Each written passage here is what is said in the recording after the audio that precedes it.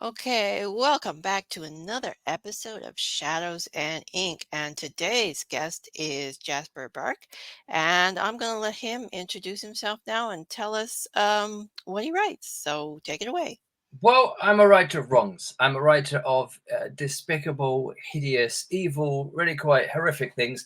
The type of things that would never be pressed upon you by a well-meaning scoutmaster or school teacher or school librarian. Really, the things that you'll have to read under your bed, under the covers, or definitely on a Kindle where no one can read it, look over your shoulder and see what type of hideous, vile filth you're actually reading. Well, it sounds like Hideous File Filth is right up our listeners' alley. So sounds good.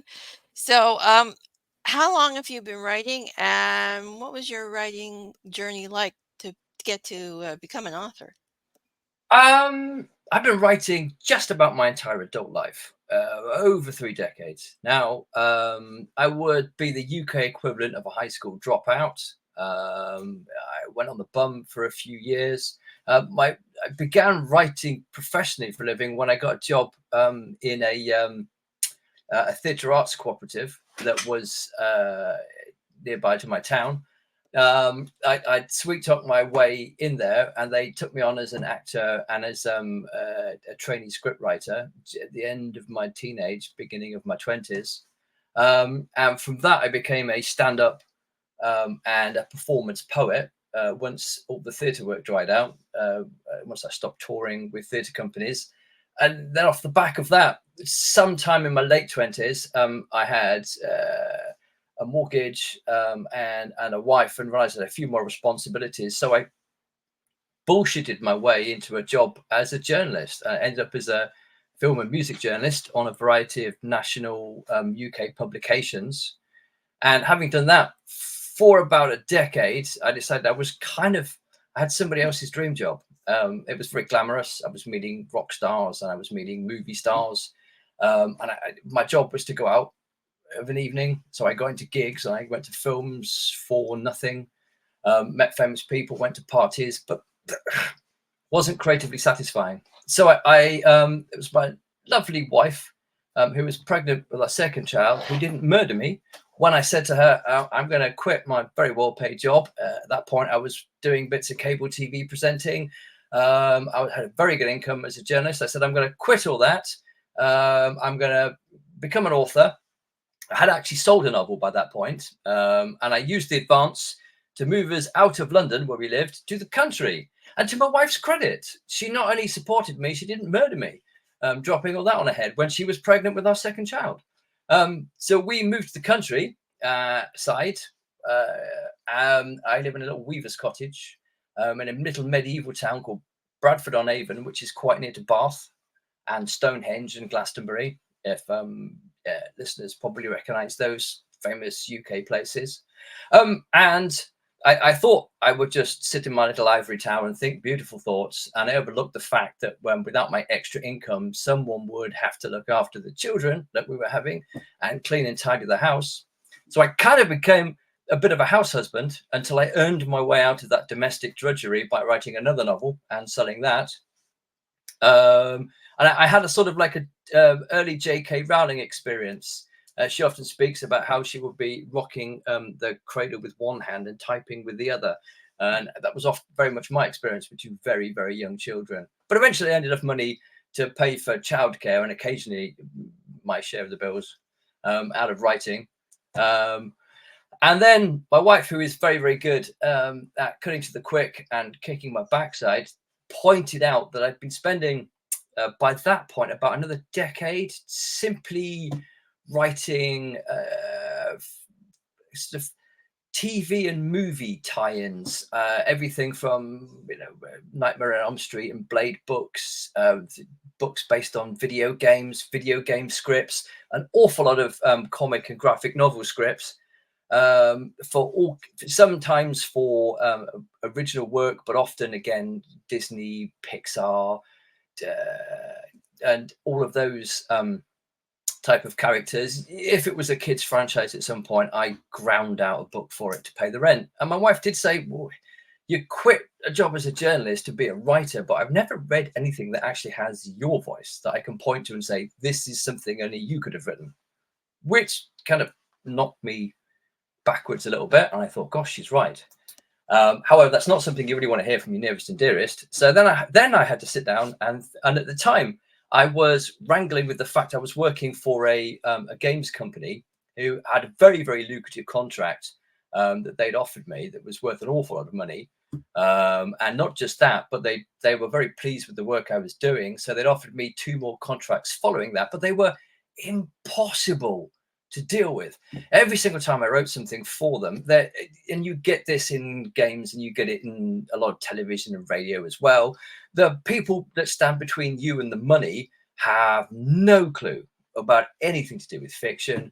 So if there was anything in my script that was interesting, that was engaging, that was exciting, that was entertaining, or that made any sense whatsoever at all on a fictional basis, they would hone in on it like a Scud missile and demand that it was like taken out.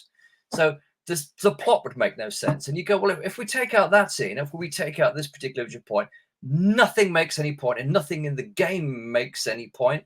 And they go, oh yeah, you're right, but we're still taking it out. And I was tearing out my hair dealing with this. And my wife again just said, what are you playing at? You know, why are you doing this? And I was going, money. Have you seen how much money that is? And again, much to her default, much to her credit, excuse me, she just said, kicked my backside again and said, write what you're supposed to be writing. Find your own voice, which is a lot scarier than you think, actually. And so I spent some time, I actually turned down, quit the job I was doing for that games company and turned down the rest of the work, which was not an easy thing to do, and decided to sit down and find out what my actual voice was. And it turns out it's my voice is horrific. It's hideous, but it's my voice.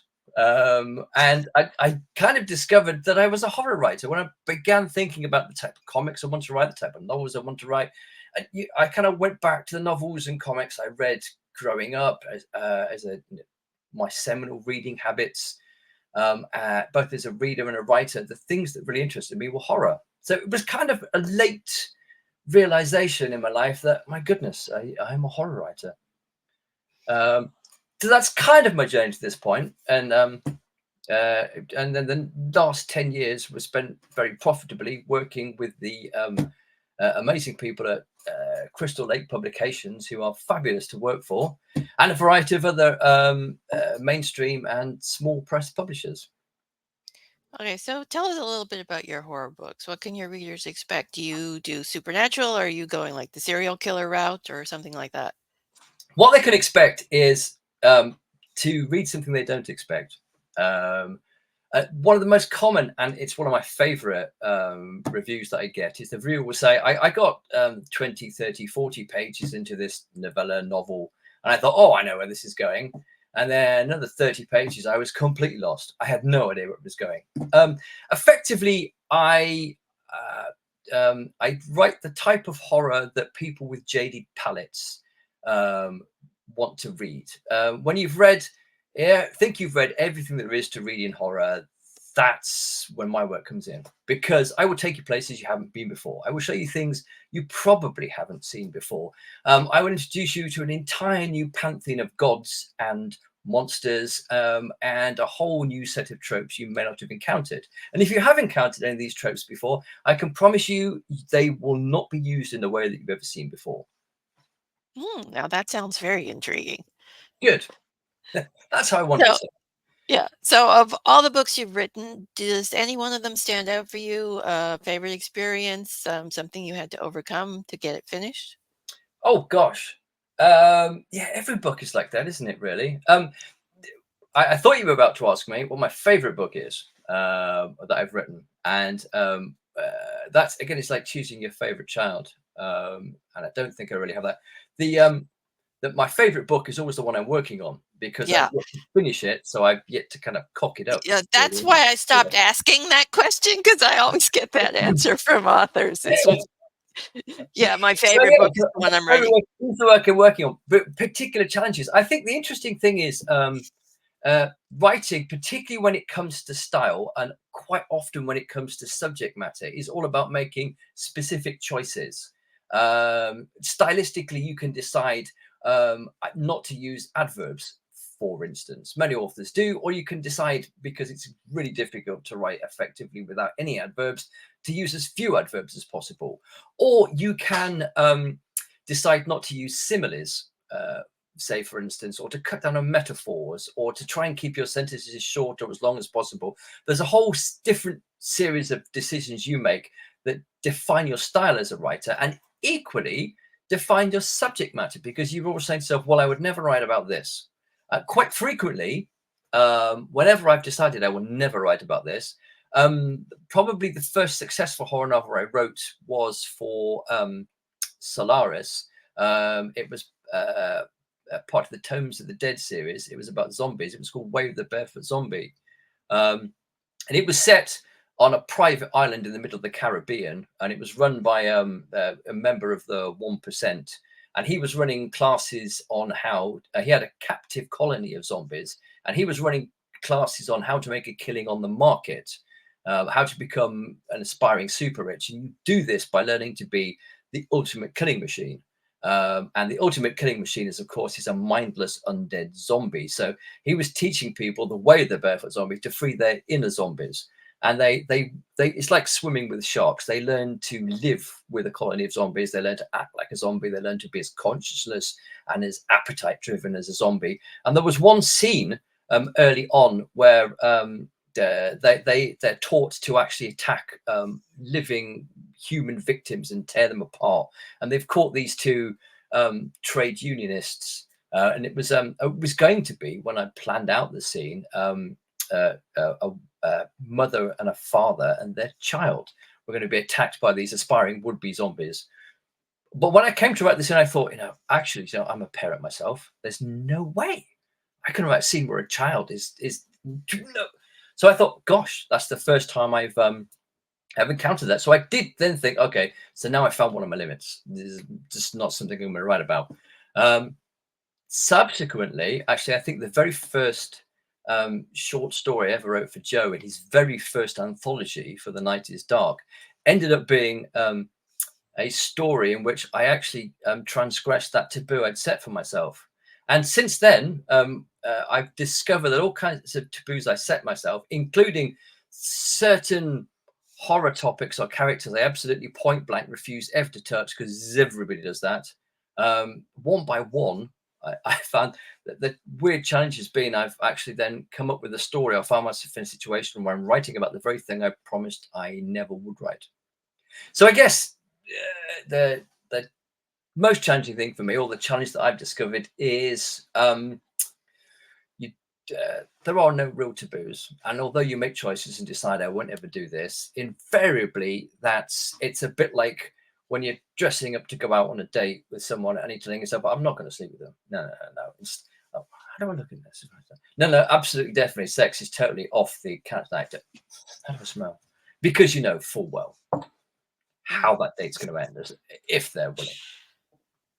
Yeah. Okay. So, you mentioned horror not having being able to push the limits and the taboos. Is that something that appeals to you writing horror fiction, or is it something else that appeals to you?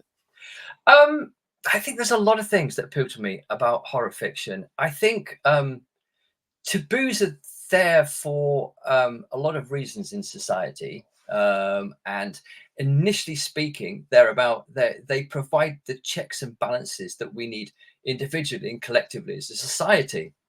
There are certain things that society will run an awful lot better if we refuse to do these things. So they become off limits.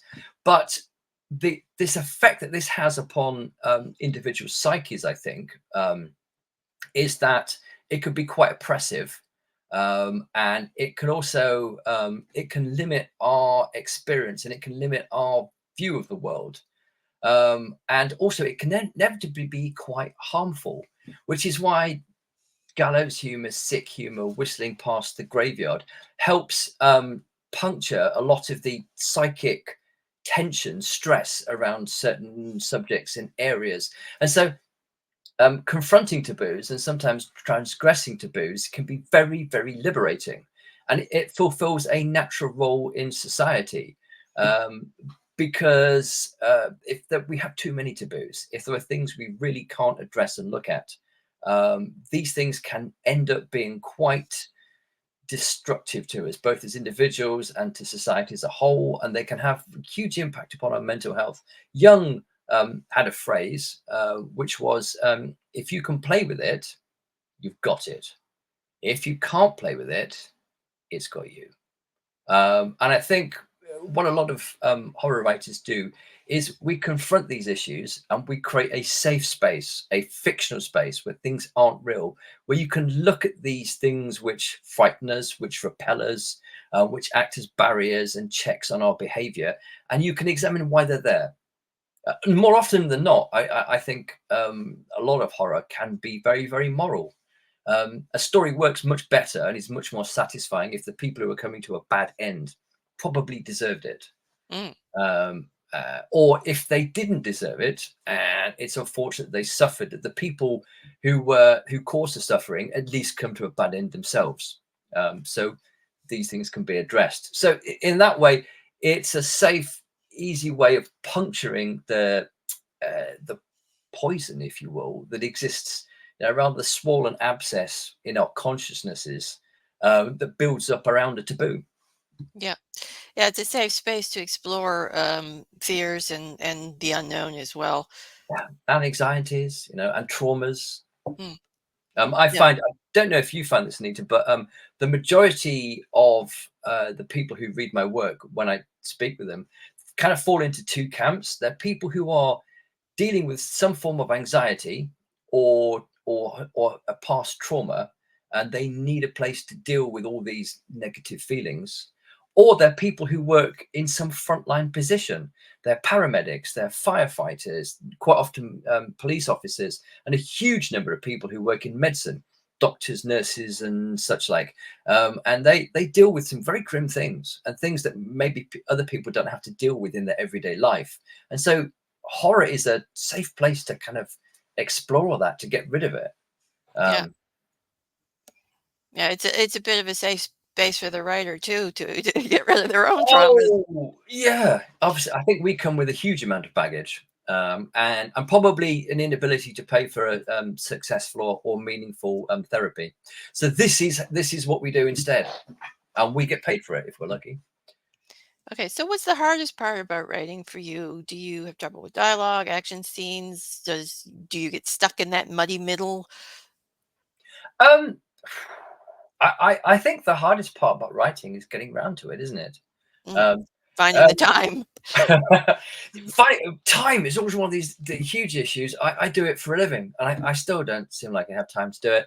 On top of all the other admin and bookkeeping and advertising and marketing that you have to do, that goes along with being a writer, and keeping up with all the people who correspond with you, it's extremely important. We've never been more contactable by our readership, and as a consequence, there's never been more feedback. But managing all those relationships and maintaining engaged with your readership, which is essential these days to your job as a writer, is incredibly time consuming. And then, yeah, writing feels like it's incredibly time consuming.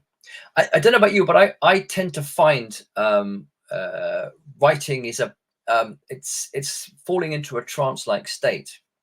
When we sleep in 2 4-hour cycles, apparently, which is why it's recommended to have about 8 hours sleep. It's different for every individual, but we all have a set sleep cycle, and we usually go through two of those in a night. And for about half an hour of that 4-hour cycle, we fall into a really deep sleep. And that's the part of our sleep that is most recuperative, that's best for our health. That's where all the repairs and the important things that sleep really gives you as a individual, that's where it all takes place, in that half an hour. So you have two of those, and I find writing's kind of like that. I spend about 2 hours like constantly stopping myself from being distracted, turning off my router, sitting myself down, not going to look at the books on my shelf. I've read all those. Get back, sit down, keep doing it, Bark. And then after about 2, sometimes 3 hours, I'll fall into a trance. I'll get into that state that actually people with ADHD and ADD call hyperfocus. Mm. I've not been diagnosed with ADHD, but I do attempt as a writer to achieve that hyperfocus, which I'll manage for about half an hour, sometimes an hour if I'm lucky. And during that time, I'll do about 1,000 words in about half an hour. And I've maybe prated about and done 300-400 words in the 2.5 hours before I fall into that state. And then sometime round about the kind of 900,000 word mark, in that kind of moment of hyperfocus, the concentration will be broken. I'll be slightly exhausted, and I'll kind of fall back into, oh, I'm slowing down here. And then I'll get up and have some lunch, go for a bike ride, and then attempt once again to fall back into that cycle. And the hardest thing really is maintaining that concentration, getting to that sweet spot that I need to make my word count every single day, and keeping myself in the seat when it's like 2, 3 in the morning and I've not finished my word count, and I'm really tired and really want to go to bed. I know I'm writing absolute complete garbage, but I'm not going to get up till I've done that word count. So I guess it's the work side of writing. People always say, quite often read things, puff pieces that writers are writing about a particular series or a project that they're writing on, and you always get this, oh, I'm having so much fun. I think you're not doing it right then. Yeah, If exactly. it's fun, you're not doing it right. You're Yeah, not enjoying yourself. I just spent about 6 months stuck in a story because of an evil chicken. So, yeah, It's sometimes frustrating as hell, but yes, it is. I find, but conversely, if I'm not doing it on a regular basis, if I go 2 or 3 days without writing, I'm really not happy. If I go a week without writing, I'm desperately Mm, dissatisfied and antsy, yeah, and I become unbearable. My wife locks me in my study at the bottom of the garden. yeah, Um, that's why I always have, like, a dozen projects on the go. That way, if something's not working, I'll just go to the next one and work on that for a little while. it's Pe probably good, but I think a lot of writers do have that, don't they? Yeah, It's a little bit like I sometimes think of it as like cheating on the book you're reading with. You have a main book and you tell everyone, this is the book I'm reading. I'm reading this book. We're oh, having yeah, a deep relationship. But then I think, oh, I actually really quite fancy reading this book. I should read this. And then yeah, while I'm at it, there's this book too. And there's this cheeky little minx I've seen on my bookshelf I've been to go for ages. And then so you start cheating on the book you're reading with the project. And sometimes we do the same thing with our own work. We love the project we're working on. It's absolutely lovely. We don't want to be parted from it, but it is driving us absolutely mad. So we want to go and spend a little bit of time in a pied a terre with our cheeky little novella that we have on the side that we won't yeah, tell our neighbours exactly. about. Okay, so what do you enjoy most about writing? Oh, I think when I actually do it, um, uh, what do I enjoy most about the writing? I think there's a wonderful phrase by Stephen King, and he calls it staring through the page. And by that, I take that to mean it's that moment when you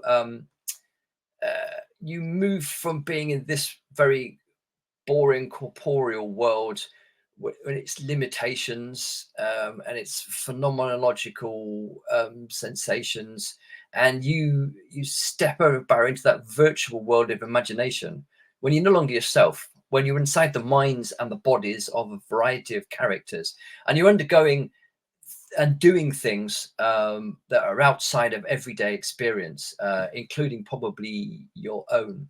Um, and it's interesting, sometimes you can have an amazing day climbing a mountain, wrestling with a Yeti as a writer. And then you'll bump into somebody later on and they'll say, what have you been doing all day? And effectively, all I've been doing all day is sitting in this chair, looking at this screen, working on this keyboard. Um, which sounds incredibly boring. Well, I've been incredibly sedentary apart from the hour I went for a bike ride. But in my head, I've been to Kathmandu. I've been to alternate dimensions. I've witnessed sights and I've heard sounds no other human being has been party to. So I guess that's probably the thing I like best about writing. It's the escape. And at times, um, when I've been facing difficult situations over the past few years, I've lost some very dear loved ones. I've been at the bedside, the death of parents and parents-in-law whom I was very, very close to. And in those moments when I've been tending to them, writing has been a real sucker. So I mean, SUCCOUR.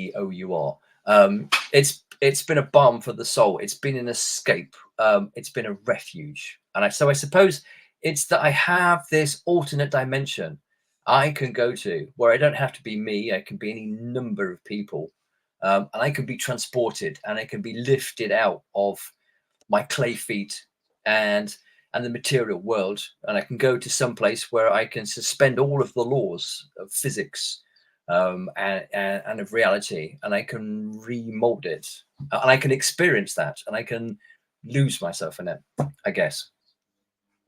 And so how do you approach creating characters? Do they talk to you like I know they talk to me, and other authors have said they talk to them as well, or does it just sort of is it more of a process with you? Um, do you know that depends on the character, and it's really interesting. Some characters start talking, introduce themselves to you, and it's like, move over.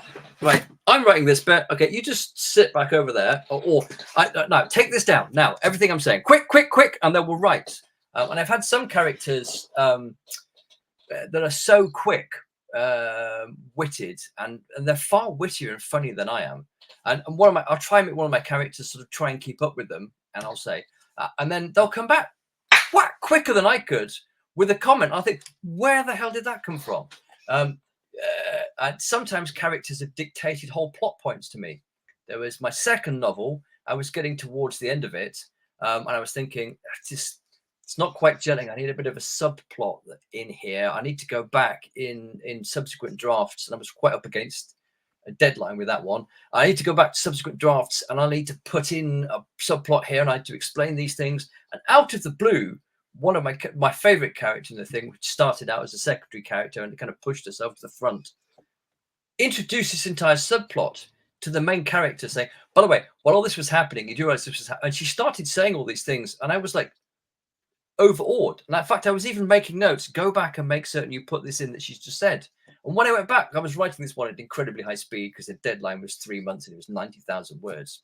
When I went back, when I was redrafting it to make certain I put all these things that she said, every single one of them was there. I'd forgotten about them. This character had remembered them, not only remembered them, but had completely recontextualized them and added this subplot.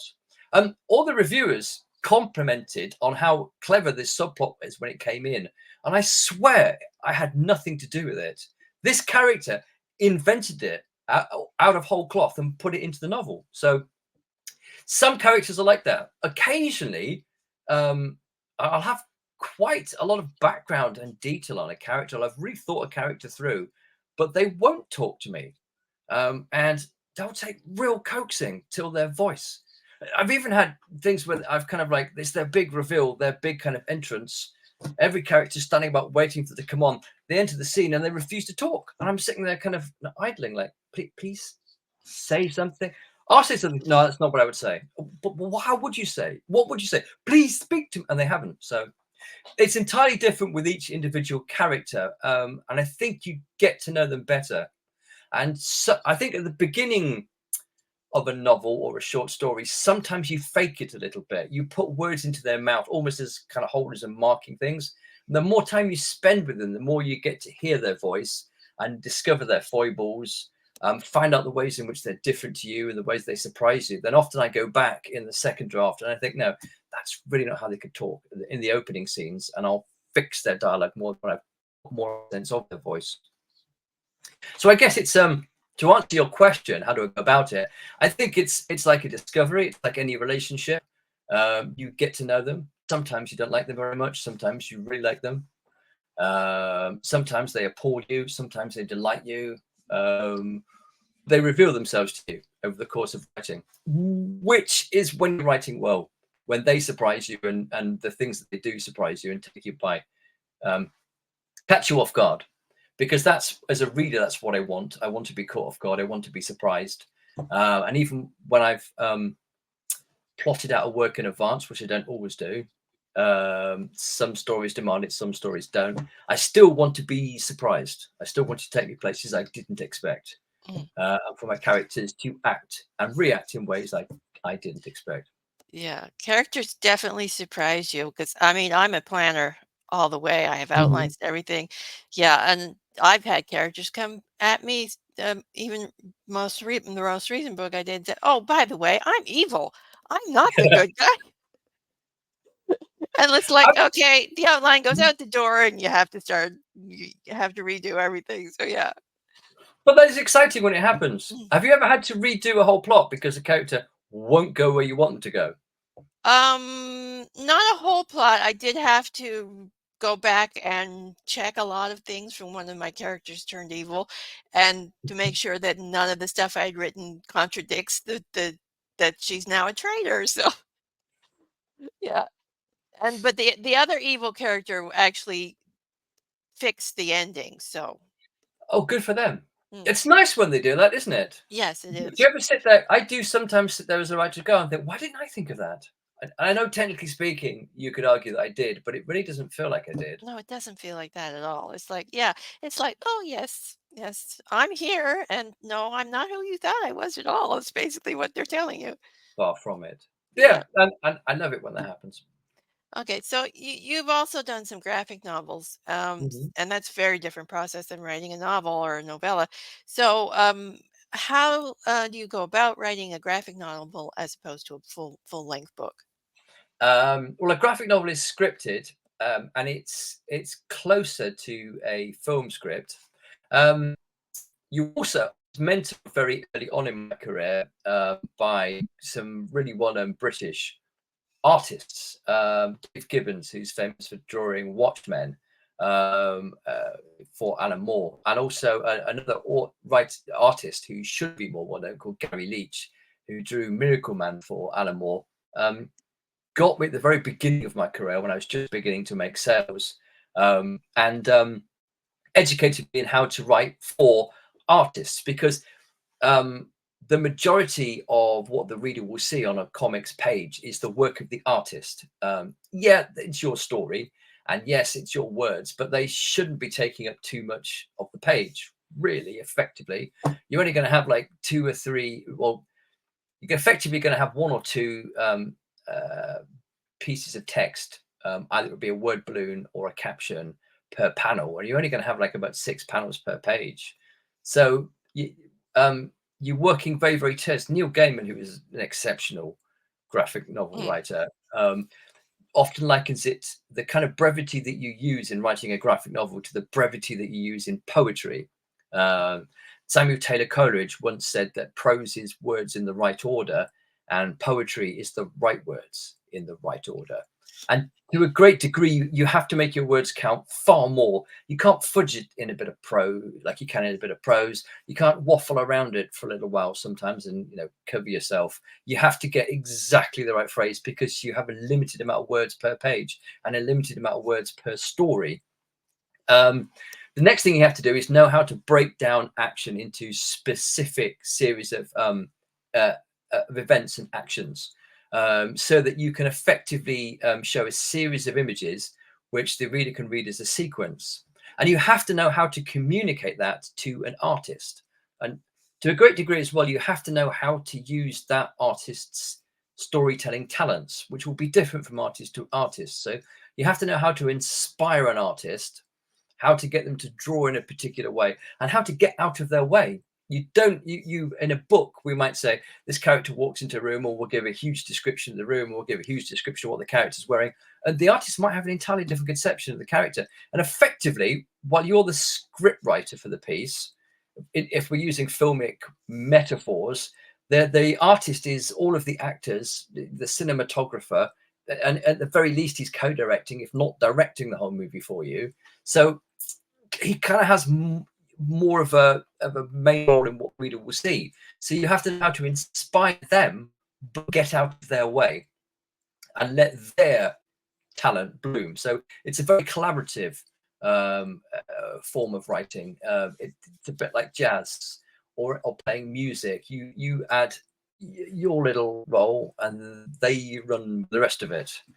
Um, so you're maybe the lead singer, and they're the entire backing band. But without your backing band, you're just a guy shouting in a street, possibly out of key, off key, and out of tune.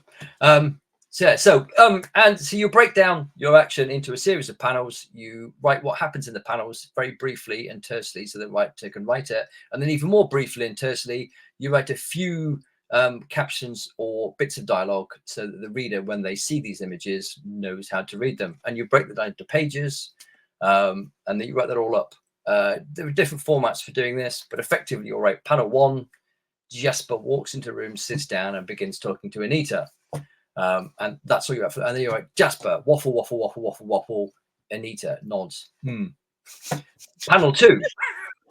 Jasper's still talking. For some reason, nothing will shut him up. Sorry about this. The artist will draw that. Jasper, waffle, waffle, waffle, waffle, waffle. Yet more waffle. Anita, for goodness sake, shush, I need my next question. Panel 3, and so on. Okay, so you've tried your hand at journalism, short stories, graphic novels, books. So do you have a preference for one of the mediums over the other, or do you have an enjoyment of all of them? I think I have enjoyment all of them. I certainly prefer writing creatively to writing like nonfiction or writing essays. But that can be very fulfilling. And sometimes it's a nice break from writing creatively. It's certainly, I find writing 4,000 words of journalistic copy to be a lot easier. I can do that like 4,000, 5,000 words of copy in a day journalistically if I have to. But writing 2,000 words of fiction every day is really hard, very time consuming. So I know there are some writers, very brilliantly gifted writers, who manage to churn out 5 to 10,000 words a day. And some of them have written books about how they do this. And I've read these books and think, I already do all that. I barely make 2,000 words a day. Gosh, well done you. So sometimes it's nice to have a break and just do something that's like quite easy to churn out. But I think I'm happiest writing creatively. And I don't, as a reader, I don't have a preference between comics and graphic novels and prose. I learned to write comics before I learned to write prose effectively. But when you're writing prose, you're pretty much in charge of everything. The only person you're collaborating with is your editor and your proofreaders. And they're just there to kind of stop you looking really stupid. I'm pointing out all those plot holes that you hadn't noticed, and all the ridiculously awful spelling mistakes, and all those times you wrote their meaning there, or your meaning your, and you go, oh, did I really write that? Yeah, Um, or forgot those little teeny words in the middle of the sentence. And oh God, yes, when it makes no sense whatsoever at all. So thank you for saving my butt, editors. yes. So tell us a little bit about your latest book. Well, I'm about to launch a new series of books with Crystal Lake. It's going to be called Bark Bites Horror. It's being sold as a Goosebumps for grown-ups, or a sexed up scary stories to tell in the dark. So it's a series of interlinked novels, all of which take place in the same universe. There'll be Easter eggs for each of them. They have shared mythology, an entirely shared religion and heresy taking place in the background. But a lot of them are standalone stories. So this will be called Bark Bites Horror. I will actually be appearing as a comic strip character in the front of every book, introducing it, a bit like Rod Serling, or the Crypt Keeper, myself, your dear old Uncle Jasper. And the 4 books I currently have at Crystal Lake will be revamped, slightly rewritten, and re-released in May. And then in June, I have a trilogy of novels called each one under the heading Draw You In. And that's coming That's I'm very excited about. That deals with the history of the horror comic. It also deals with the secret history of the United States and the secret mysteries of life, the universe, and everything will be revealed to you by the end of the third novel. Your eyes will be opened, you will be enlightened, and nothing you ever read ever again will ever be quite the same once you finish this trilogy. Well, that sounds like a lot to look forward to. Yes, So, it also sounds like a very overblown hype, but please put me to the test. Read these books. I can make good on these ridiculously overblown promises, I promise you. And okay. if I can't, it will be entertaining, even if I don't. So, do you have a favorite author? Oh, gosh, hundreds and thousands, really. I'm very, um, uh, I sort of have like favorite authors at the moment. I really like Italo Calvino, who is a strange surrealistic Italian author who wrote "If on a Night, If on a Winter's Night, a Stranger," and books called Invisible Cities. He's fascinating. He's fabulous in the sense that he plays with fables, and he very very similar to another favorite author of mine would be Jorge Luis Borges, who is a fabulous Argentinian author who writes extremely complex intellectual puzzles in the form of short stories. Um, really like uh, Flannery. Yeah, I have a brain fart. And within the horror world, because I've been kind of quite literary there for a second, hundreds really. The moment, really enjoying Tanith Lee's work. Um, really enjoying Thomas Ligotti as well. He's another fabulous, fabulous author. Um, I read voraciously and I read very, very widely. So you might see I'm having great difficulty picking out a favorite author off the top of my head. Um, So yeah, no, I don't have a favorite author as such, but there are authors whose work I get very, very fascinated with, and I want to devour everything they've done.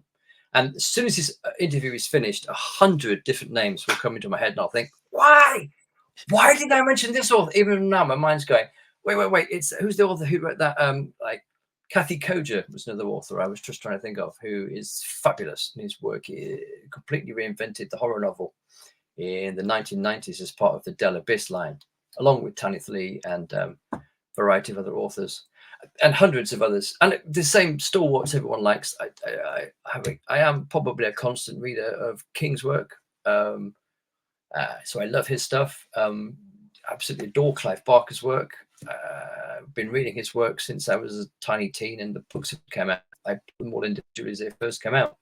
I even like, much to my perhaps controversial author, I really like the work of H.P. Lovecraft, and find that actually there was much to admire there, much to criticize, but I think his strengths outweigh his drawbacks. And I could go on, I literally could for hours. I'm sure you could as well, Anita, Mm, with favorite authors and authors that you really, really love. okay. So, what do you like to do when you're not writing? Do you have any hobbies? Sleeping. No, yeah, people say that, but I think we do for a living what a lot of people do for a hobby, don't we? Really, Mm, I love to read. Obviously, um, that might sound strange, but I make an inordinate number of writers who do it full time. Who say I spend all day with text and a word processor. The minute I'm done, all I want to do is sit and watch movies. I I still keep my hand in as a professional performer, so I suppose that's not really a hobby. Um, um, I hugely involved in various different community initiatives here, from the local council to helping to run local festivals here, festivals of art, literature, and music. Um, don't play any musical instruments. I cycle every day. I exercise. I write a lot. Okay, so, well, I think we'll wrap the interview up Is it worth here. mentioning I'm a sexual deviant? No, maybe not, actually. My wife might see this. No, shh. Okay, That's yeah, kind of yeah, don't demonetize us people here for that comment. okay. Yeah, Okay, so, go to my OnlyFans page if you want to monetize that. yeah, yeah, yeah, that was a joke, just so you know. Okay, so I'd like to wrap the interview up here, and thank you for being a guest today on Shadows and Ink. It was a pleasure chatting with you and listening to you. So, You thanks. did a lot of listening. Thank you for your patience. Oh, it was a pleasure. You're a fascinating guest. So, It's nice of you to say. and that's all for this episode. We'll be back with another real soon. Bye for now.